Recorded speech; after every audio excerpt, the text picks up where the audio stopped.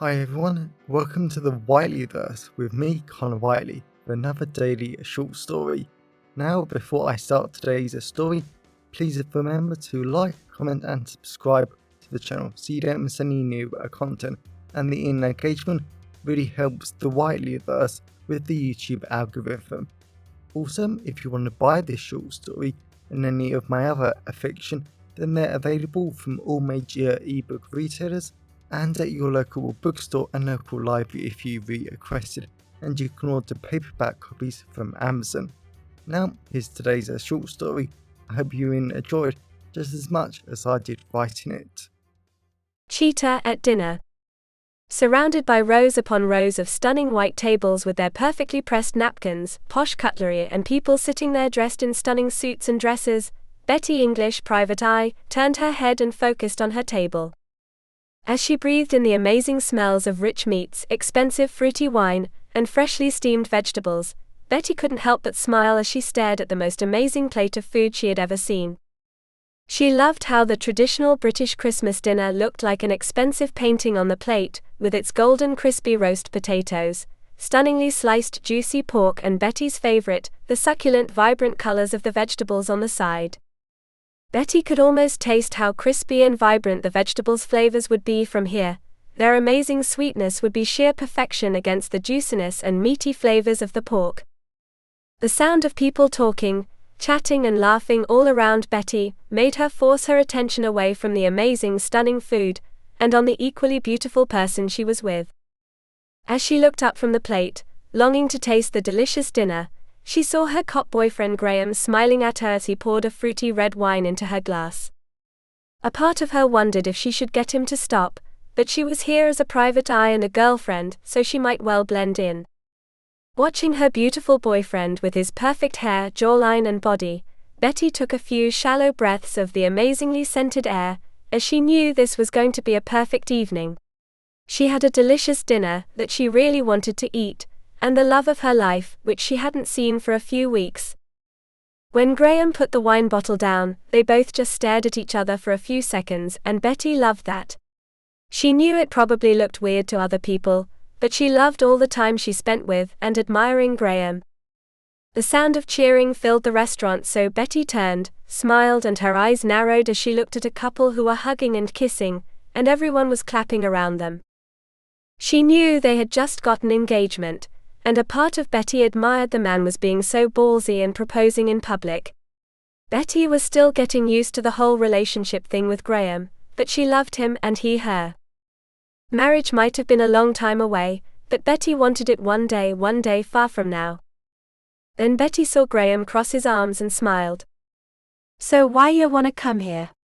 Graham asked. Bettie gave him a massive smile. "What do you mean? Can't a girl take her man out on the town?" "A girl or woman can. You don't." Bettie pretended to be offended, and they both laughed. That sole reason was why Bettie loved him, and she would give anything to always see that amazing smile of his. But he did have a point, she supposed. They were always working, busying and helping others so much that they often forgot to work on each other in more ways than one. And tonight was no different. "Look my left and tell me what you see," Bettie said. She watched Graham carefully as he subtly turned his head, and his eyes narrowed on a table. "What, the two dudes in the business suits?" Graham asked. Bettie looked left and shook her head. "No." As she subtly pointed with her eyes at another table, and when Graham smiled she knew he had seen what they were looking for.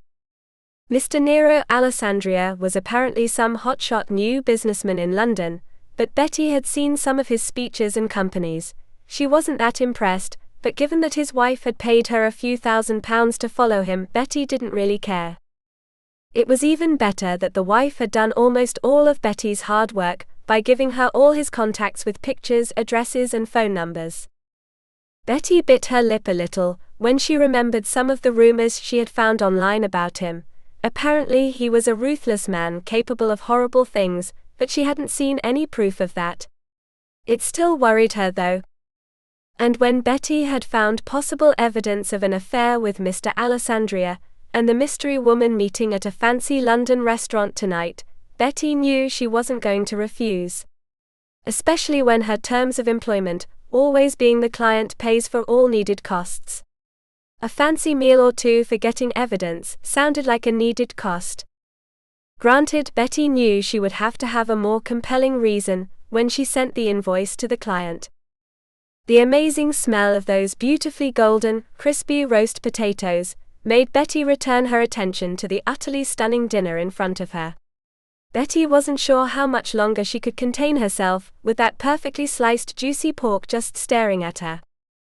"I presume you're here for photos?" Graham asked. Betty nodded, and subtly turned her head to focus more on the person sitting opposite him. From where she was, Betty couldn't see too much about the woman, but it was definitely a woman. Betty noted the woman's long blonde hair, slim body and large assets. But she couldn't remember seeing anyone who matched the description in the information the wife had sent over. "What you're waiting for then? Take some pictures?" Graham asked. Betty smiled, shook her head and rubbed his warm hands.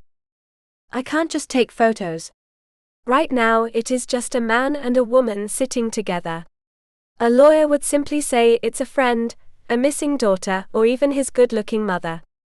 Graham's eyebrows rose at the last two. "I'm not kidding," Betty said. Releasing Graham's wonderfully warm hands, Betty picked up her posh knife and fork and sliced into the pork. Just the ease of which the pork was cut got Betty excited. Her pork was normally rough and tough, but this was something else.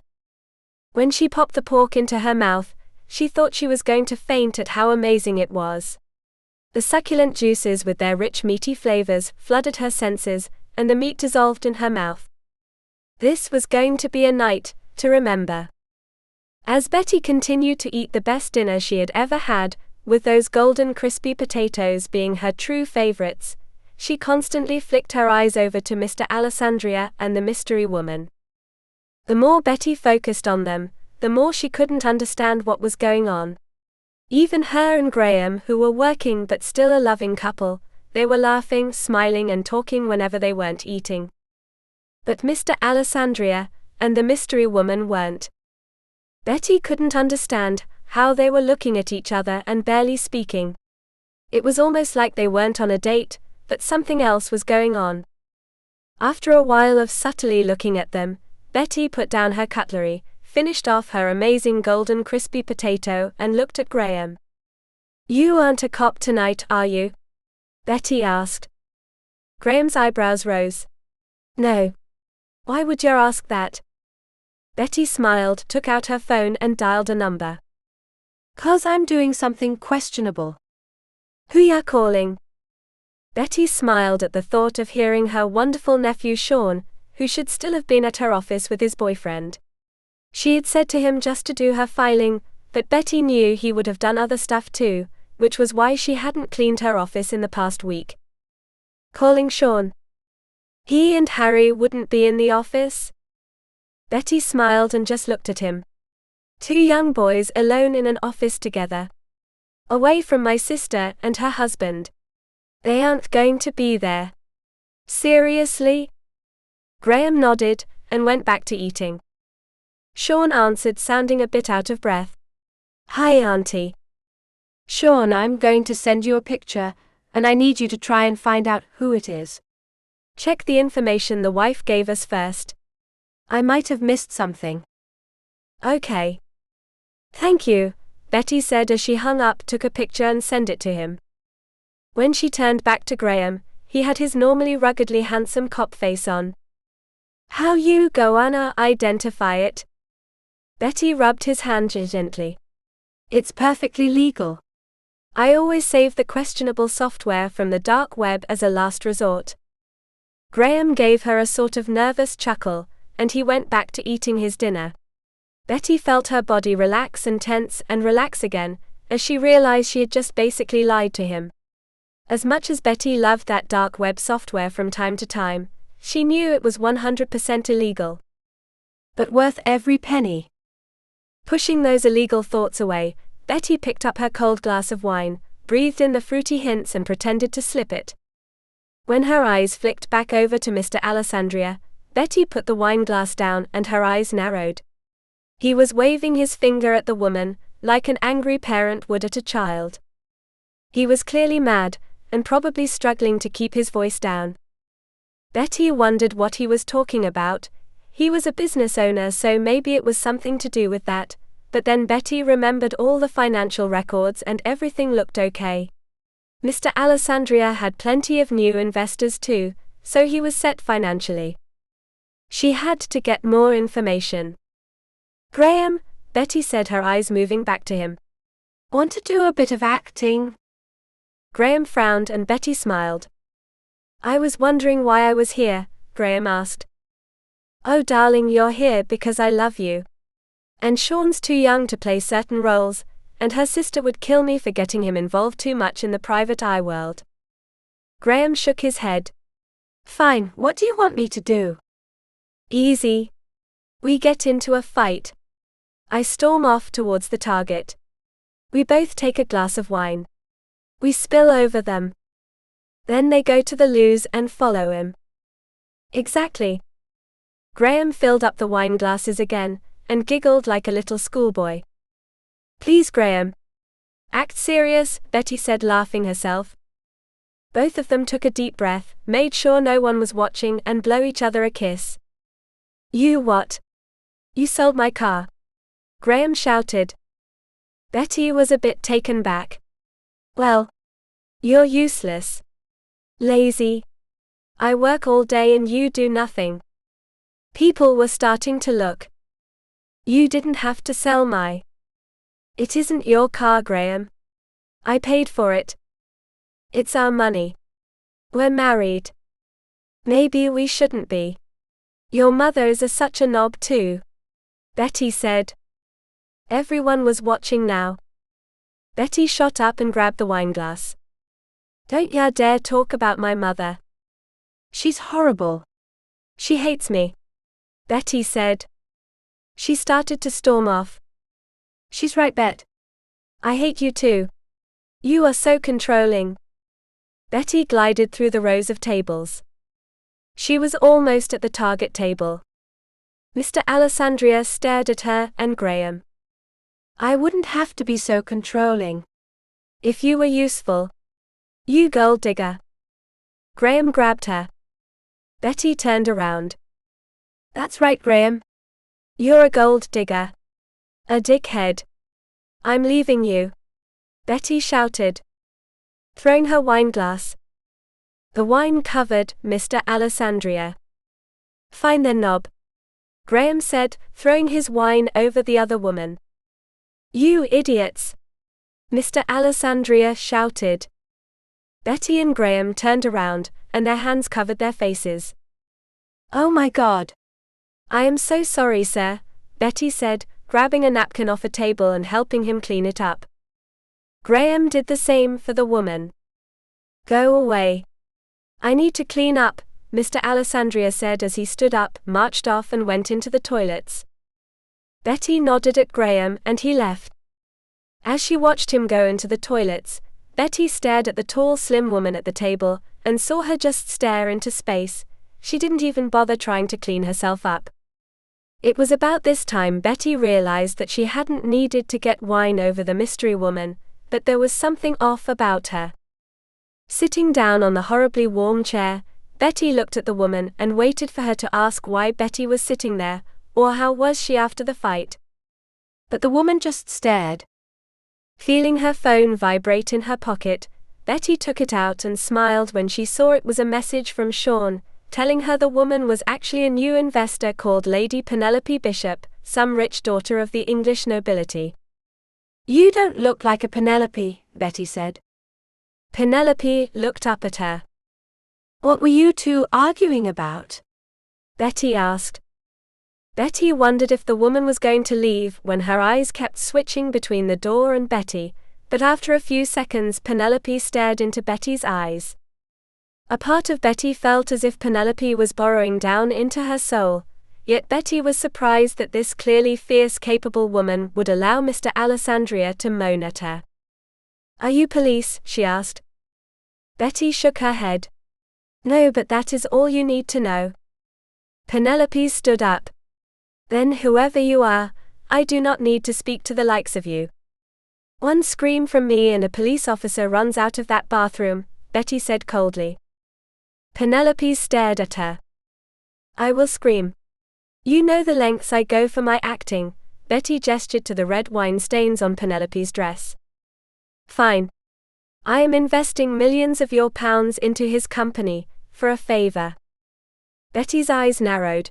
She wasn't from here, and the way she said your pounds wasn't right. It sounded evil, dark and mysterious all at the same time. Then the more Betty looked at the woman, the more she realized that the woman definitely wasn't British, and probably had ties to overseas crime. Who are you? Betty asked. I am just a businesswoman, the same as you. But unlike you, I presume you own your pockets. I do not. I have all the money in other pockets that I can play with. Betty partly wanted to explain how her client was paying for all of this tonight, but this didn't seem like the real moment for accuracy. What is this favor? Penelope smiled and stood up. Miss, whoever you are, I urge you to go back to your table and finish. Tell your client. Betty stepped forward. How many private eyes have come for you? Penelope placed a gentle hand on Betty's shoulder. So many. But you should know that your London is filled with opportunities and criminal gangs. So many wonderful opportunities for me and my kin to spread, work and love.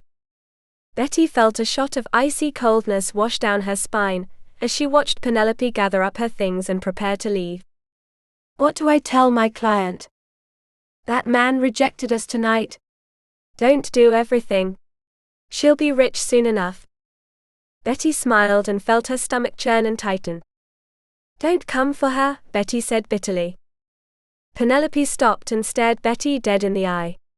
Again Betty felt as she was having her soul burrowed into. You have yourself a deal. But I will call on you one day. I will find out who you are, and you will do a single case for me. Betty stopped and wondered if this was the only way to keep everyone safe. It didn't sound unreasonable. Her client would soon be rich, but Betty hated the feeling of sitting back whilst something terrible happened. Betty knew this woman spoke perfect English, but there was more to it, a much darker side that a part of Betty didn't want to get involved in. She wanted to tell Graham about it, but this was out of his jurisdiction, and she remembered what these gangs were like. She had to protect Graham. Fine. One case. Don't come to my client for help, Betty said, then realized something. How did you know my client was the wife? Penelope started to walk away, but she said a final message to Betty in perfect Russian. We always watch. As Betty stared at Penelope, or whoever she really was, walk out of the restaurant, she felt her entire stomach tighten into a knot, and even the amazing smells of the perfectly sliced juicy pork couldn't relax her. The sound of Graham and Mr. Alessandria walking up behind her made Betty tense even more, as she knew she couldn't warn Mr. Alessandria in front of Graham. As much as Betty loved him, she knew he was far too good of a cop, and the last thing she wanted was him investigating the Russians. And something deep inside her knew everything would be okay in the end. The client would be rich, the questionable businessman dead, and Betty only had to do one case for a potentially dangerous Russian woman. Betty smiled at the craziness of it all, so she shook Mr. Alessandria's hand, bid him good night, and walked back over to her table. As she sat down, Betty stared at what was left of the golden crispy potatoes, perfectly sliced juicy pork, and the most amazing vibrant vegetables she had ever seen. Picking up her cutlery, Betty knew the food would be cold, but it would still be amazing and worth every single bite. At the sound of Graham pouring them another glass of the rich fruity wine, Betty stared wide-eyed at him as she admired his beautiful hair, face and body. Merry Christmas, Bet. Betty gave him a schoolgirl smile. Merry Christmas, Graham. Welcome back everyone, it's me again, Connor Whiteley. So I really hope that you enjoyed today's story, because I flat out love writing, creating stories and sharing them with you. If you really enjoyed today's story, then please remember to like, comment and subscribe to the channel so you don't miss any new content, and the engagement really helps the Whiteleyverse with the YouTube algorithms. And if you want to buy this short story or any of my other fiction, then they're available from all major ebook retailers, and you can get them from your local library if you requested, and you can order the paperback copies from Amazon, your local bookstore or local library if you request it. Lastly, if you want to support the channel on a one-off basis, then you can now buy me a coffee at buymeacoffee.com/ConnorWhiteley. Also, if you know anyone who would enjoy today's story, then please share it with them. I'm always really grateful when you wonderful people help spread the word about the channel. So, thanks for watching the Whiteleyverse, and I'll see you again soon. Have a great day, everyone.